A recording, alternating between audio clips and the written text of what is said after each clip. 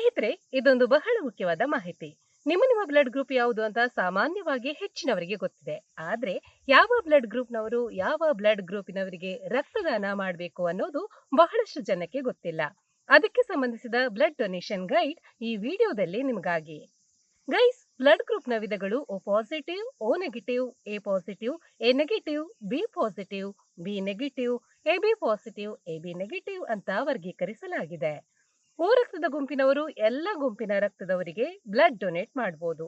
ಆದ್ರೆ ಅವರು O negative ಗ್ರೂಪ್ನ ರಕ್ತವನ್ನ ಮಾತ್ರ ಪಡಿಬಹುದು. ಈ ಗುಂಪಿನ ರಕ್ತವನ್ನ ಯೂನಿವರ್ಸಲ್ ಡೋನರ್ ಅಂತ ಹೇಳಲಾಗುತ್ತೆ. ಓ ಪಾಸಿಟಿವ್ ಗುಂಪು O positive, A positive, B positive, A B ಪಾಸಿಟಿವ್ಗೆ ಡೊನೇಟ್ ಮಾಡಬಹುದು. ಇವರು ಓ ಪಾಸಿಟಿವ್ ಮತ್ತು ಓ ನೆಗೆಟಿವ್ ಈ ಗುಂಪಿನ ರಕ್ತವನ್ನ ಮಾತ್ರ ಪಡಿಬಹುದು.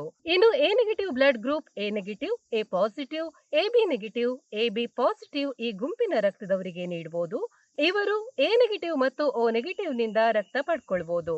ಇನ್ನು ಎ ಪಾಸಿಟಿವ್ ರಕ್ತದ ಗುಂಪು ಹೊಂದಿರೋರು ಎ ಪಾಸಿಟಿವ್ ಮತ್ತು ಎ ಬಿ ಪಾಸಿಟಿವ್ ಗುಂಪಿನವರಿಗೆ ನೀಡಬಹುದು. ಇವರು A positive, A negative, O positive, O negative ನಿಂದ ರಕ್ತವನ್ನ ಪಡ್ಕೋಬಹುದು.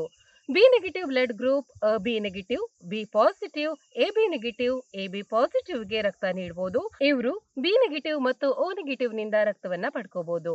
ಇನ್ನು ಬಿ ಪಾಸಿಟಿವ್ ಗುಂಪಿನ ರಕ್ತ ಇರೋರು ಬಿ ಪಾಸಿಟಿವ್ ಮತ್ತು ಎ ಬಿ ಪಾಸಿಟಿವ್ ನವರಿಗೆ ರಕ್ತ ನೀಡಬಹುದು. ಇವರು B positive, B negative, O positive, O negative ನಿಂದ ರಕ್ತ ಪಡ್ಕೋಬಹುದು. A B negative blood group A B negative, A B ಪಾಸಿಟಿವ್ಗೆ ರಕ್ತ ನೀಡಬಹುದು.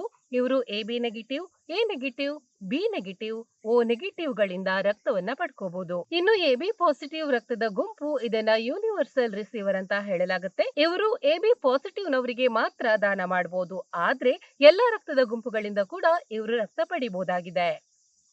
ನೆನ್ಪಿಡಿ, ಜೀವವೊಂದನ್ನು ಉಳಿಸಲು ರಕ್ತದ ಅವಶ್ಯಕತೆ ಬಹಳಷ್ಟಿದೆ.